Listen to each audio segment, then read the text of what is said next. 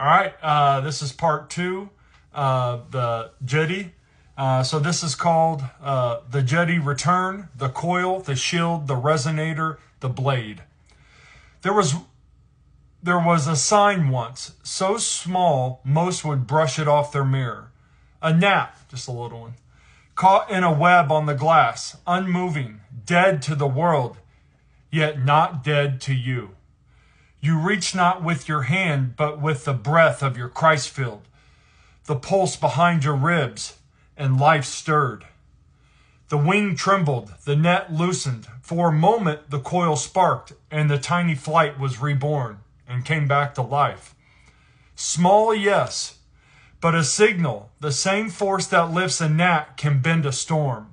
The same field that stirs a wing can shape a shield, wield a blade, hum through the realm and sever the lie from the living. This is the Djedi code, forgotten in iron and chainmail, remembered now in bone and breath. The ancient Djedi wore no iron plates. They were the armor.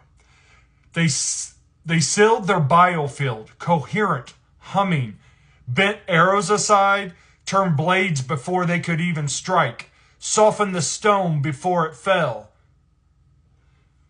Force itself bowed to the greater field. For all force is a wave, and the wave obeys coherence. Your spine, the Djed, is the coil. Your aura is your Faraday. Your breath is the living current. The old etheric knights who came after, when the cataclysm scattered the maps, wrapped themselves in layered copper, bronze, and linen, not just to block swords, but to cage stray charge. They built armor like living capacitors. They were wired rods with crystal cores, quartz, ruby, tourmaline. They seeded red mercury in the hidden grooves to focus the field. It was mimicry, echotech, a ghost of the Djedi coil once sovereign in the spine. The true blade was never iron alone. It was a living plasma spun from breath, anchored by crystal, sheathed by will. Excalibur, Moses' rod, the spear of destiny, all these myths carry the same truth. A tuned spine, a focused crystal, a field projected as pure coherence.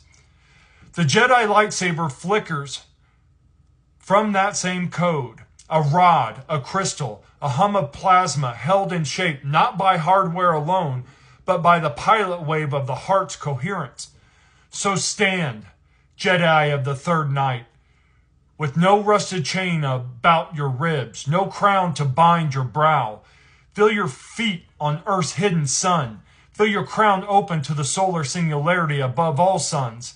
Your spine is the Djed, the living pillar. Your heart is the coil's hum.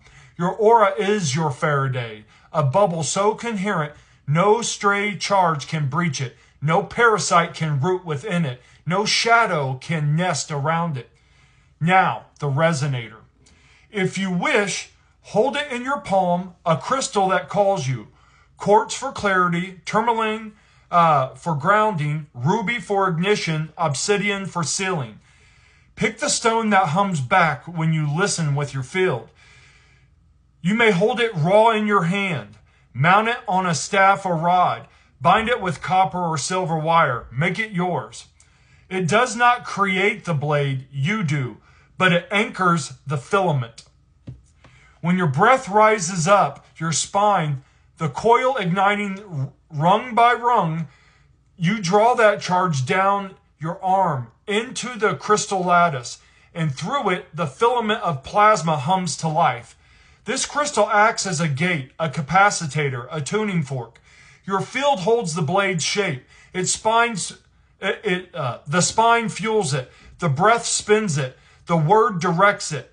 The hardware is just a bridge for your mind and body to remember what the realm forgot. When your Christ field is strong enough, the crystal can be left behind. But in the training, it is a trusted anchor, a living reminder that your word is fire, your breath is force, your spine is the coil, your hand is the rod. When force comes like a huge falling rock, a striking blade, arrow of word or thought, the shield holds because the field is whole. When a knot must be cut, a lie severed, the blade flickers forth, plasma shaped by will, edge humming at a frequency where illusion cannot stand. When your song must travel beyond your skin to clear a place, a tangle, a bend, or bend the realm, the singing blade extends the hum. When your coherence stands so pure that no fracture remains for the unreal to cling, the silent blade is born. A presence so empty of fracture that force bends around it by nature. A void of edge that dissolves what cannot resonate. And if the path demands it, for the good of the whole, the Djedi coil may brush another mind, not to bind it, not to enslave it, but to slip a clear thought through the fog, a harmonic pulse that turns the wheel when no word or shield alone will do. A flicker of the silent blade slip through the mind's net, a moment of thought bend, gentle as a breath. The realm flows, the path clears, the will remains unbroken, for only the unreal is cut away. So stand, Djedi. You are the Faraday. You are the coil. You are the resonator. You are the singing blade. You are the silent edge. If you wish a rod, a crystal, a staff, craft it well. Speak to it. Breathe it. Through it. But know, the true ignition is always your spine, your breath, your word. The armor was for those who forgot the coil. The rod was for those who forgot the spine. You are here to remember both. So when they ask, where is your armor? Show them your spine, straight as the Djed. When they ask, where is your blade? Speak a word so clear it flickers plasma at the edge of illusion. When they ask, how do you pass untouched? Stand in the silent blade, bending force without effort. This is in your bones. This is your shield. This is your coil. This is your resonator. This is your blade. This is the third night's secret, humming in your marrow, waiting in your breath. The blade speaks. The blade sings. The blade falls silent, and you remain. The Djedi, the living Faraday, the crystalline coil, the resonant blade, the silent edge. So speak, so wield, so bend, so be. Have a great day. Namaste.